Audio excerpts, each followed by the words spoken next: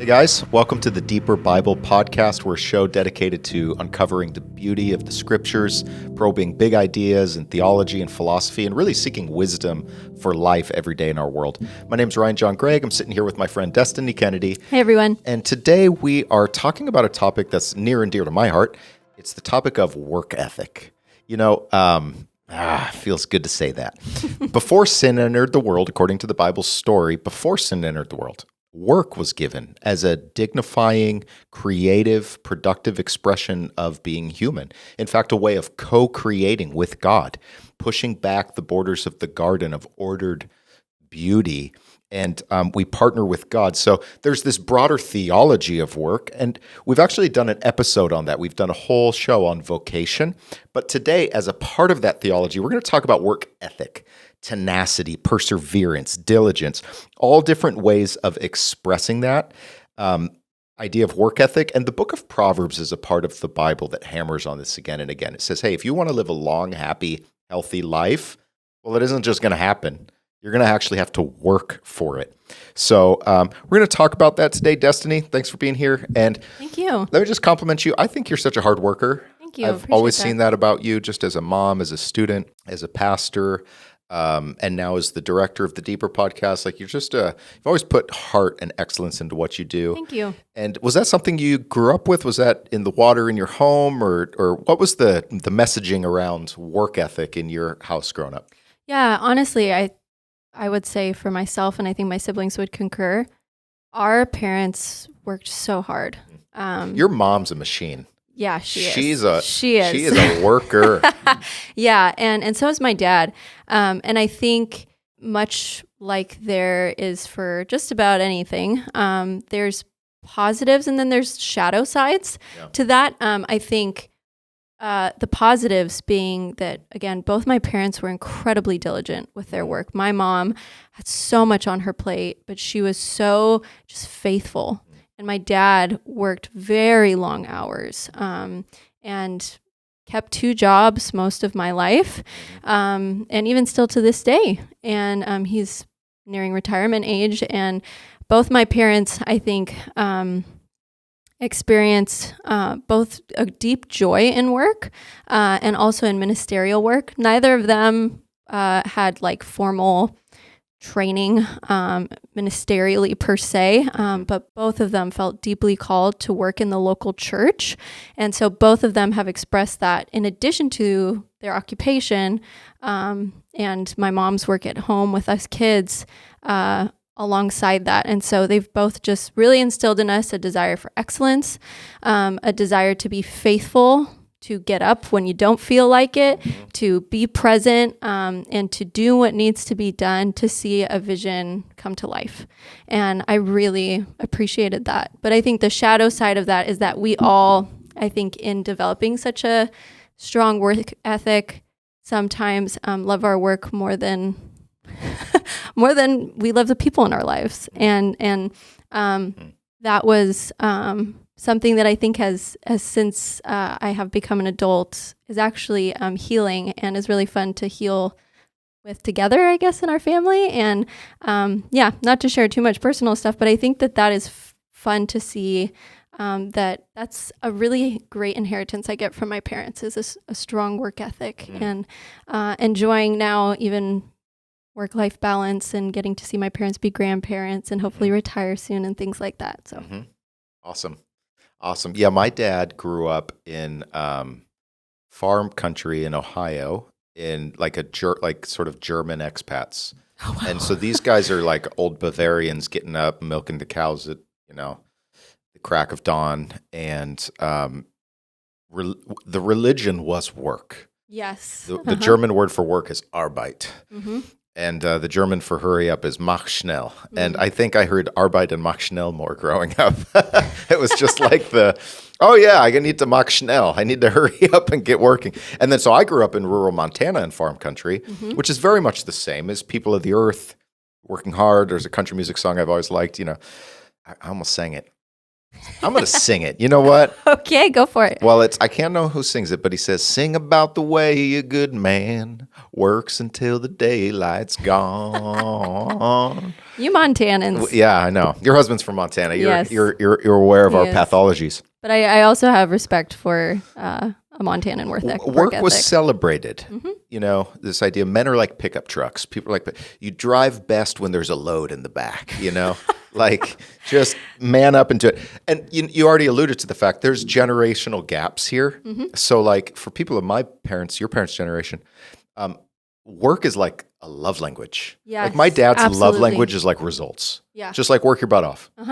And Or even a way of saying I love you. yeah. You know, like Yeah. our generation might say, "You never said you love me," and they're like, "What are you talking about? Yeah. Like, I gave my life for you." Exactly. You know? That's actually an important topic, and about the reduction of our concept of love and the way in which instrumental love, like, you know, people who are like nonverbal, and it's not like, I don't want to listen to your feelings for an hour and a half at Starbucks. But if you are in a financial pinch, I am going to show up and give you $500, and I'm probably not Yes. going to say much. But I'm saying I love you. I'm Yes. just doing it in a different way, you know? Right. So discipline in the household I grew up in, discipline's not a dirty word. Discipline's like, that's your gateway to life, man. And interestingly, I learned later that the word discipline in English, related to the word disciple, comes from a Latin root, discere, that means to learn. So discipline is fundamentally about a learning process. And what I find interesting about that is that in the Bible, in the Greek and Hebrew of the Bible, the words for disciple, mathetes in Greek, talmid in Hebrew, both mean student. It literally says in Greek, and Jesus' students came along, and no. And the word talmid in Hebrew is like, that's a word that you'd use for like students at a school or whatever. So it's a fundamentally discipline and learning are interwoven. Now, from, you know, sort of old timers perspective today, say, it's common to hear these young people are just a bunch of lazy bums and, all entitled. But maybe more charitably, I think that the question has been raised about work-life balance and what am I really wanting out of life, and have seen workaholism. And as you said, work becomes kind of more important than anything. And this is also culturally specific. Someone from France finds the American obsession with work just delirious. I've heard it, this Frenchman says, "You Americans, you live to work. Yes. We work to live." So the work is what just enables drinking wine and enjoying my life. Yeah. Whereas you guys, all you care about is your work. And this is, so in our culture, discipline is very often a dirty word, and especially in academic circles, because discipline has been essentially seen as a sort of a code word for punishment. When you're disciplining somebody, you're punishing them. Right. And you're seeking to control their body. You're seeking to shape them into a predetermined mold that is totally against the grain of their autonomy. And so the very idea of discipline, especially as it's tied in with authority, it's not self-discipline, but if I'm disciplined by somebody else, it's controversial. Let me give you some data points on this, actually, just on the generational gaps. So about 120 years ago, very, very today famous book came out in 1904 by the German sociologist Max Weber. It's called The Protestant Ethic and the Spirit of Capitalism. This is a very well-known book, in the study of religion. The Protestant Ethic and the Spirit of Capitalism. And Weber's whole observation is to say, capitalism as a modern political economy really emerged out of Northern Europe in the wake of the Protestant Reformation. Is there some connection between the ethos of the Protestant Reformation and this political economic arrangement, subsequently known as capitalism? In the shift from Catholicism, which is sort of like, hey, look, I got sprinkled as a baby and I went to mass, so like, I'm good. Like, I'm going to heaven. Whereas Protestantism says, no, you're not. Is your soul pure? Because if you got baptized, but your soul's not right with God, then you're not going to heaven. And so there's this inwardness that intensifies. And so you really need the priesthood of all believers. We got to serve God radically. And so what emerges in Northern Europe in the 16th, 17th, 18th, 19th century are people who are working really, really hard And they're actually very prosperous outwardly. Why? Because that's the proof that God's blessing you. It's the proof that God is pleased. However, at the same time, they're living very frugally. They're not going out in wild living. They're actually saving most of it. Why? Again, because of biblical ethics. And so this leads to what Max Weber calls worldly asceticism. It's not the asceticism that goes off and lives in the desert and lives in rags and eats crickets. It's actually a type of asceticism within the world where you're actually hugely productive, but you're not spending anything. You're frugal. What does that produce? It produces capital. It produces an enormous amount of leftovers. And what do you do with it? Well, you churn it back into the system. You invest it, and you create more capital. But Weber's whole insight, and it's been critiqued, and it's a really rich area of thought. The nexus between sort of religious formation and how that impacts politics, economics, etc.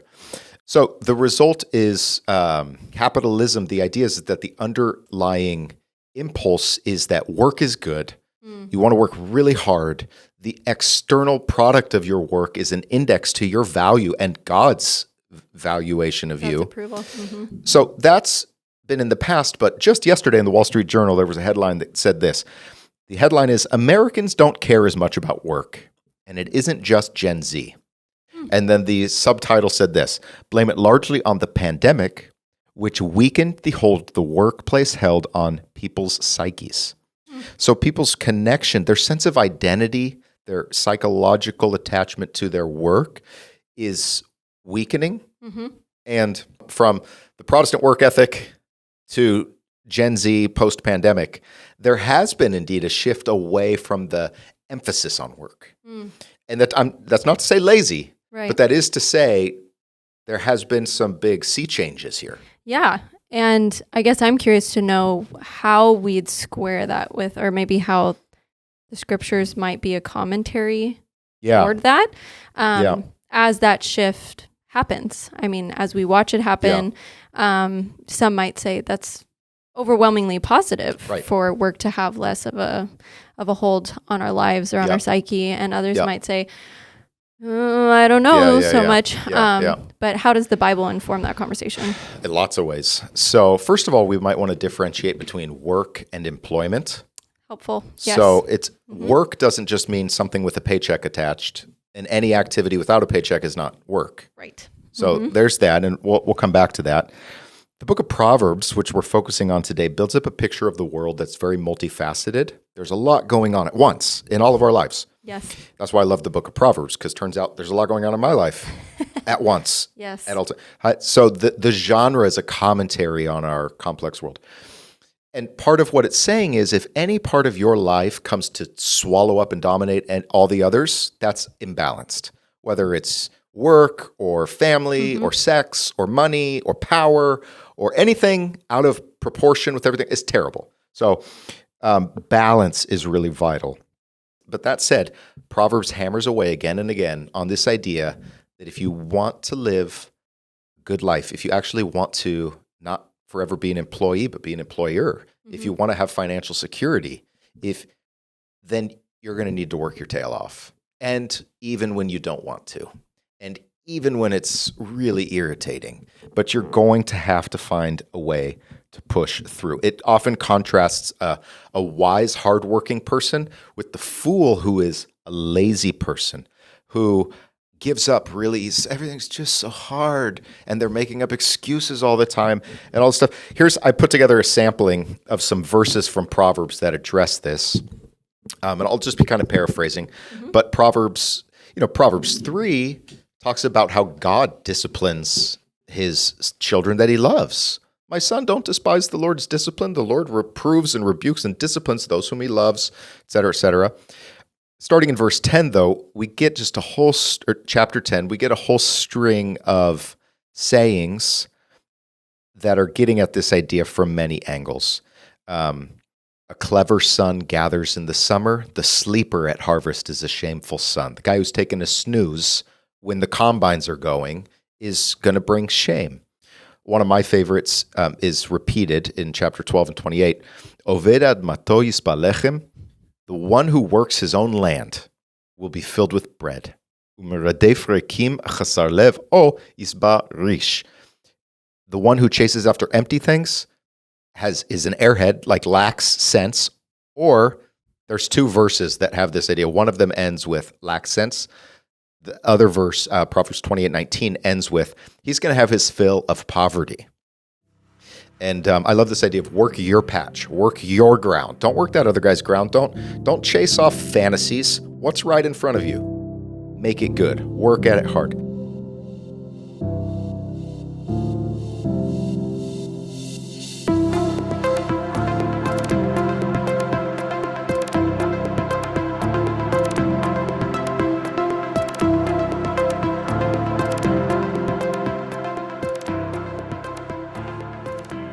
Another proverb that appears in different variations, the Hebrew phrase is Yad Charutzim, the hand of the diligent.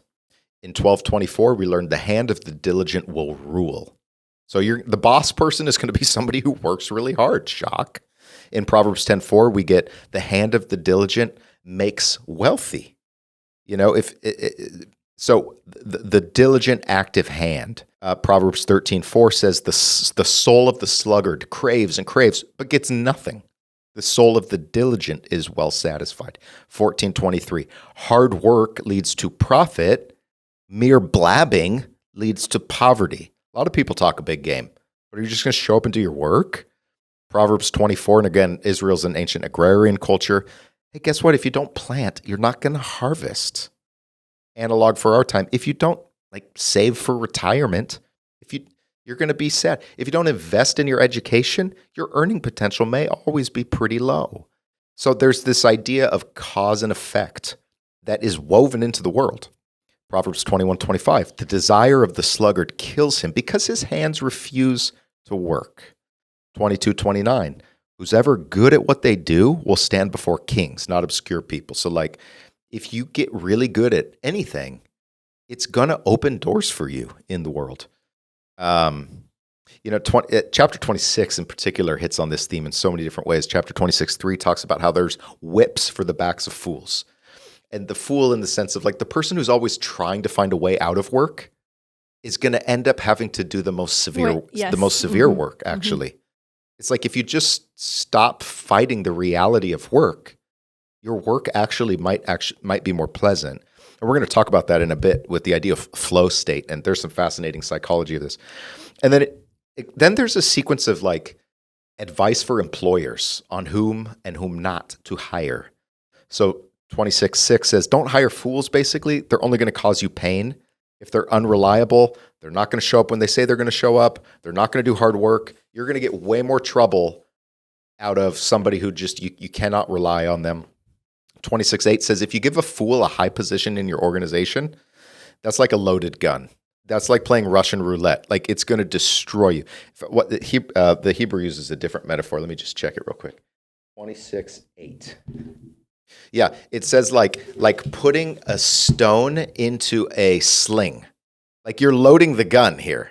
You're asking for trouble when you put a fool high in your organization. Moreover, you're going to get into liability issues. 26:10 says, like an archer who just shoots at everybody. This guy's a walking lawsuit. Mm-hmm. He's just he's totally culpable for all sorts of stuff, and it comes back on you. Yes. 26:13. The lazy person always has excuses. There's all sorts of reasons. I can't possibly do that because this is so hard. And 26:14. You're just you're like a hinge turning in place on your door. It's like the video game guy who just lays in bed all day playing video games and won't turn. 26:15. The sluggard puts their hand in the dish and they won't even bring it back to their face. So just I got my hand in the Doritos. You're just Yep. And it's designed to be funny. It's designed to be mocking a little bit. And then to cap it all off, 26:16, the people who exhibit these tendencies, they're convinced that they're the smart ones and everybody else is just a bunch of idiots. And so, Proverbs is basically saying, get over yourself, get up in the morning, put on your boots, show up and do the work. And personally, I love that. That's kind of my, I really deeply believe in that. Yeah. I wonder, kind of going back to tying this into an earlier part of the conversation, I see some commentary in those verses on upward mobility, but not just for its own sake, right? Like, hey, there's movement, and there are good things that you can experience if you work hard. Yep. But it's not work hard to climb the ladder, to get the influence, to make more money, to make more of yourself, to right, like the empty aspirations aspect of it. But there is a sense of like, no, there is upward mobility. If you invest and you save, you will benefit from that. Yep. And I appreciate the just both the candor in that perspective, but also the fact that there are genuinely just good ways to benefit from good work. Yeah. And I think that that's a positive. But I'm also curious to kind of make a better connection between working hard and that idea that you named of learning with discipline. Mm-hmm. Because I think when we think of discipline right now, we associate it with, like, say, a book like Atomic Habits. It's like all about creating consistency. It's all about honing in your life and honing in you so that you can go after all those big aspirations that ultimately scriptures say will leave us empty if our bedrock is not trust in God. Right. And so, like, what are we learning when we work hard? What is the point of our learning when we're working hard? Is I guess what I'm trying to make that connection. Yeah. So I think we're learning on different levels. Like, like if you're going out and do yard work and you're like working really hard, and like at some point you learn like, geez, I better empty the catcher of my lawnmower now and then, or else it's going to jam up and leave clumps everywhere. Mm-hmm. So you're learning that. And it's just like skills. Yep. Mm-hmm. And this is where there's a big divergence between sort of biblical learning and other sort of Atomic Habits, as you mentioned, which I haven't read. I've heard it's an interesting book, is the motivational structure is different. Yes. And the why. And the how do I measure what even success looks like. And so, one of the things that's interesting is the book of Proverbs, and all scholars recognize this, it's part of a larger international wisdom discourse. There's parts of the book of Proverbs that map precisely onto Egyptian wisdom literature, Mesopotamian wisdom literature. And so it's a sort of a wider human quest for order and how to live within order. And yet an interesting analog is that as the book of Proverbs is in touch with these wider cultures, and it's always putting a spin on it, bringing it into the orbit of worship of the true God.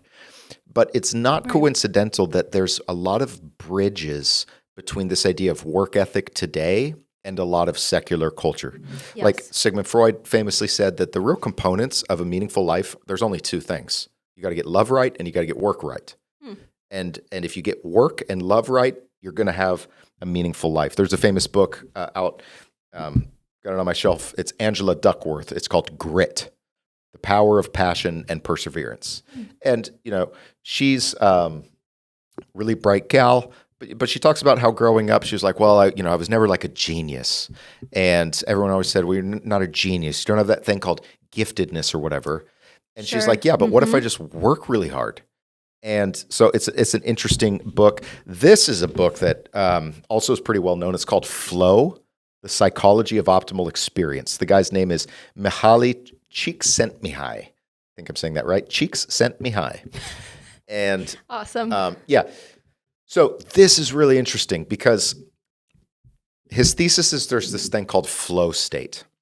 When your mind is, you kind of forget doing certain activities, you kind of forget where you are. You're just like so present. And when you emerge out of flow state, you feel refreshed. You feel like you've just done something really intrinsically worthwhile. And people, is this like deep work? Like, does this link up with that? So the deep work guy, Cal Newport, references this a lot. Okay. And the idea is you can enter flow state when you're like, if you're a rock climber, like when you're one with the wall, or you're playing your cello. The criterion of flow state is it's got to be something sufficiently challenging. It can't be easy. Otherwise, the brain isn't fully engaged with it. Now, that leads to a very surprising consequence, which is that when people report their levels of satisfaction between their work life and their leisure time, people very often report more satisfaction in their work than in their leisure. If they report, what's my emotional state while I'm working? And they ran this experiment, we're going to text you randomly and you've always got to stop and tell us how you're feeling at that moment or whatever. The aggregate is people actually have higher sense of satisfaction when they're working than in their leisure time on their weekends. Why? Because in their weekends, they're not doing anything hard. They're just chilling. And that actually leads to lower senses of joy. Interesting. I wonder if this taps into something God knows about being human, being the creator and all. I used to wonder, even as a child, why only one day of rest? Me too. I think Moses didn't hear right. I'm That's Moses, aren't you sure? Didn't God say 2 days of rest? But I was always relieved, oh, good, Saturday, Sunday. Like everybody has Saturday, Sunday off mostly, but that was my kid brain processing it. And there might just be something to the fact that there are 6 days of work. And that was pre-fall. It's not like this was man, what a consequence of our disobedience. But somehow this is a greater presence of purposeful work in that relationship between work and rest. Yeah. And think about the consequence of what this guy's saying about the flow state. When we think about work, part of the idea is I'm delaying gratification. I'm not doing what I want to do. I got to do what I have to do, which is go to work. And I'm delaying gratification. However, if it's really the case that we're most satisfied while we're doing hard things, then it's the other way around. It's that the work is the gratification. And so this is, I think a sort of a secular insight to say, regardless of the outcome of the work itself is subjectively experienced as deeply joyful and meaningful. I think that's interesting. A couple other data points here. I recently listened to Arnold Schwarzenegger's book called Be Useful. And he has a chapter called Work Your Butt Off. And unsurprising. Yeah, unsurprisingly, right? And I also recently listened to Elon Musk's book by Walter Isaacson, or it's not his book, it's a biography, whatever. His operating principle through all his companies is maniacal urgency. If you're not here with urgency, you're off. Sorry, don't have a place for you. You need to show up with intensity. Kevin Durant, basketball player, famous for saying, hard work beats talent if talent doesn't work hard. Apparently got that from his high school coach. Thomas Edison famously said, great inventions are just 10% inspiration, 90% perspiration. So these are just random little quotes. But the point is, what the Bible is saying about working hard has all sorts of analogs in secular culture. However, there's some real differences, which you were already intuiting. First of all, the Bible talks about working for something that is not yourself. It's working for the kingdom of God. It's working for the good of others. And this is interesting. As I was listening to Arnold's book, I was amazed because the book is called Be Useful. And it's like, be useful for others. And yet, and I actually think Arnold's a cool, interesting guy. But that was so clearly just a moralistic veneer over the real heart of his story. The real heart of Arnold's story and the real heart of Arnold Schwarzenegger's ambition is Arnold Schwarzenegger. He wants to see his name in lights. He wants to see Schwarzenegger written across the world. So the idea of be useful, which he sees, I don't know the guy's heart. Maybe he wants to be useful. All I'm saying is his motivation is Arnold. The motivational structure is different. There's that, but then there's also, for Christians, the way that we measure outcomes is different. And for me, this was revolutionary when I was in college, as I was thinking about what is success? How am I going to measure this? And if I was thinking I'm going to go into the ministry, this was before I had a huge falling out with that idea for a decade. But I was like, okay, if I'm going to be pastor, so pretty much I got to be Rick Warren if I'm going to be successful. But what happens if I pastor 12 people in Iowa and I preach on Sunday and I mow the lawn on Monday? I'm a total failure? But then I got to think about it. And from a biblical perspective, If Rick Warren's being obedient and Iowa pastors being obedient, they're being equally obedient, then they're equally successful. So it radically recalibrates how we evaluate our work. So I think both the why and the how we evaluate are distinctive if you're a Christian. And then it also gives you all sorts of tools to think about situations like hybrid work, seasonal work, staying at home work, disconnecting, decoupling work from paycheck. So there's a lot of bridge resources with secular learning, but I think the Bible has the depth dimension to help us understand what work means, what it's working for towards the kingdom of God, and also how not to ultimately instrumentalize it to my own optimization. The cross did not look like self-optimization. Yeah. The cross looked like just the opposite. Yeah, and I think in light of that example, it's appropriate to name the fact that there is good work, and work is good in many ways, but there is also work that is not good and that is incredibly hard or feels deeply futile or is degrading because of the structure of power or the interactions you're having with other human beings. Right. And work causes depression in people. I mean, like people spiral sometimes because of work. And not everyone, you may even have a good, working situation, but you feel like you're not maybe in flow state. Like this guy says, like, can you speak to that a little bit? Because I even remember seasons of life watching my parents go through that, going through it myself, seasons where you're just like, I would rather do anything but this work. And it's not because I'm lazy, but it's like, it's wrecking me. Yeah. So what you just said there is actually a key distinction, because there is work that's hard, but it's like, dude, just gut it out. I remember one time I was with my mom, with my dad. We were outside like in the late autumn cleaning out our gutters. It was so cold outside. I was going to say, it was probably frigid. And my grandma's like, John, let Ryan come in. It's cold out there. And my dad's like, no, he's staying out here till it's done. And, it's just like, suck it up, get her done. But what you said is so very true. And this goes to the Bible. So we talked about how work is introduced before the fall. Work is also distorted because of the fall. Yep. God says to Adam, well, because you've done this, now the ground is going to produce thorns and thistles for you. Now, by the sweat of your brow, you will eat all the days of your life. And by the way, dust you are, to dust you will return. And so work does have a dimension of tragic futility. It is where we confront the brokenness in the world and in ourselves, and in the fact that humans have to work with humans, creates all sorts of context for humans to abuse other humans, to make work hell for other humans.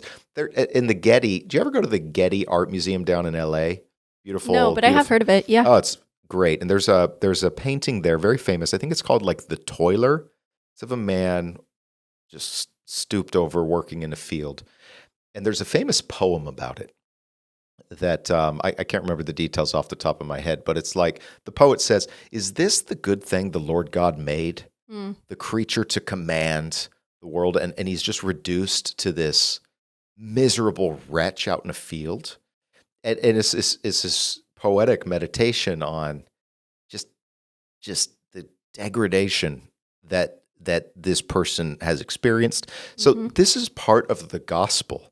Yeah, I was going to say, where then do we go from there, recognizing that that's the case? This is part of the gospel, is that God promises to heal work, to redeem work, not just in the near term, where work can, become more than a four-letter word. Work can actually become dignifying. God has a vocation for you, not just in the broad sense, the vocation to be a Christian, but the vocation to do X, Y, or Z, because that's how you're talented and wired and whatever. One of the things the Bible talks about is how in the new heavens and the new earth, it seems like humans are still going to be active.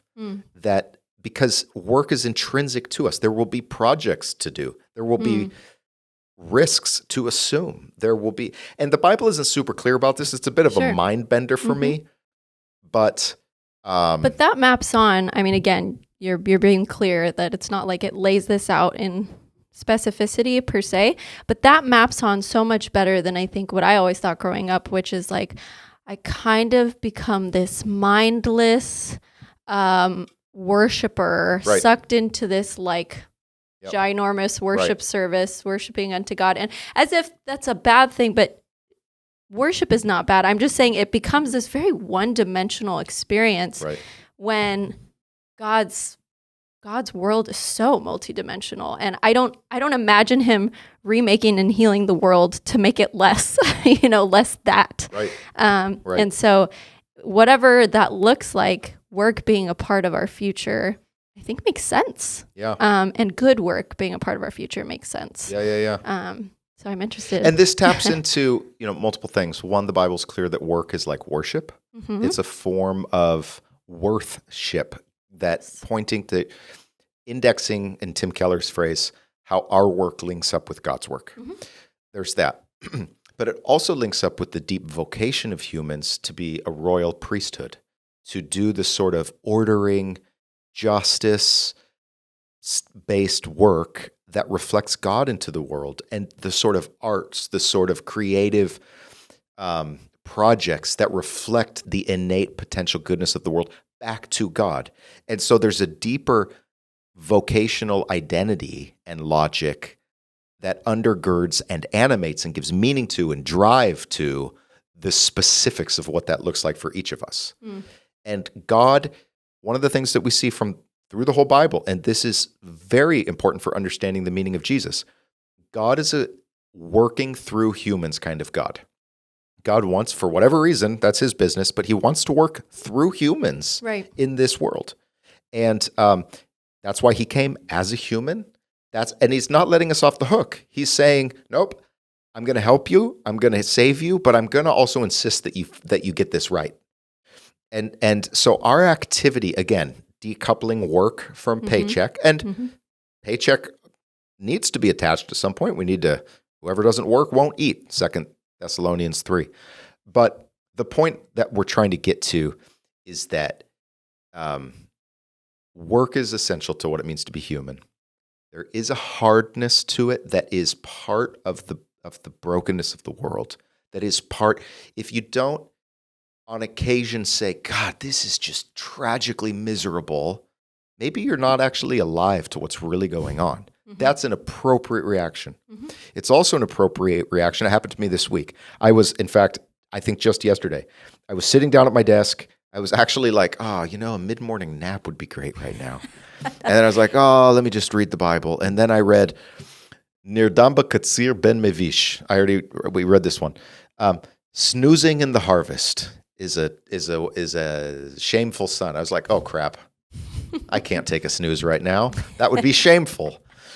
But so there's also a hardness that's like, yep, tough it out. So and discerning between the two is at some level of personal discernment. Yeah, absolutely. It's like you said, it returns to balance, and balancing anything requires discernment. Yes. I want to say something about that too. Yes. I've heard something wise, I think, from a couple people. Okay, you're going to laugh at me. I think I first heard this from Joanna Gaines of Love it. Magnolia. Love it. Earth in Hand. Because Joanna, shout out. In my free time, that's what I read. No, my sister, okay, super embarrassing, maybe TMI. My sister stocks the bathroom with the Magnolia magazines, okay? Oh, nice. So anyways. Nice. So, they're good reads. So Joanna Gaines was saying, she says, I give up on the idea of balance in my life. I'm not going to try to live balanced in the sense of every day has to have I cannot achieve balance every day because some seasons require intensive effort on something. In order for anything to happen, there has to be imbalance in the moment.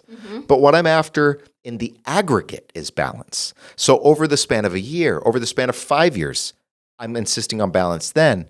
But chasing balance at every moment is ridiculous. I can't do it, nor do I want to do it. I'm giving up on that. And I thought, that's a good idea, Joanna. Thank you for that.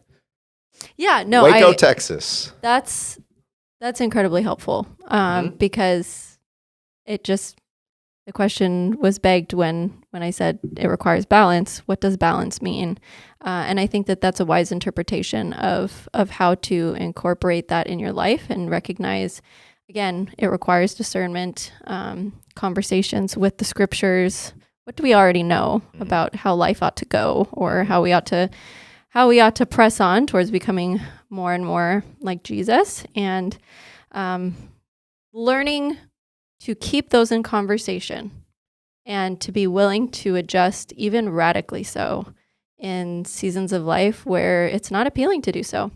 And I know I've experienced that many times myself, but this is where the book of Proverbs re-grounds us, and that is why where my knowledge ends and God's knowledge continues, I trust the Lord. Yep. I may make the wrong choice. So I don't need to have analysis paralysis. I will, in fact, make the wrong choice sometimes, but I trust in God. I trust God to redirect me. I trust God to be my guide. My job is to obey as best I know how and to remain consistently making myself available to him because God speaks. So thank you, Proverbs. Yeah. Thanks, Bible. You're pretty smart. Yeah. Awesome. Yeah. Well, thank you, Destiny. This was really great. And thank you guys for joining. Yes. Deeper Bible Podcast is out of the Bay Church. We're in the Bay Area, California. Would love to see you sometime. We have church every weekend. You could come join us in person or online. Check us out, thebay.church. And until we meet again, I hope you're well. I hope you have balance and good work in your life. And until next time, as the rabbis say, shalomi, homies. Bye-bye.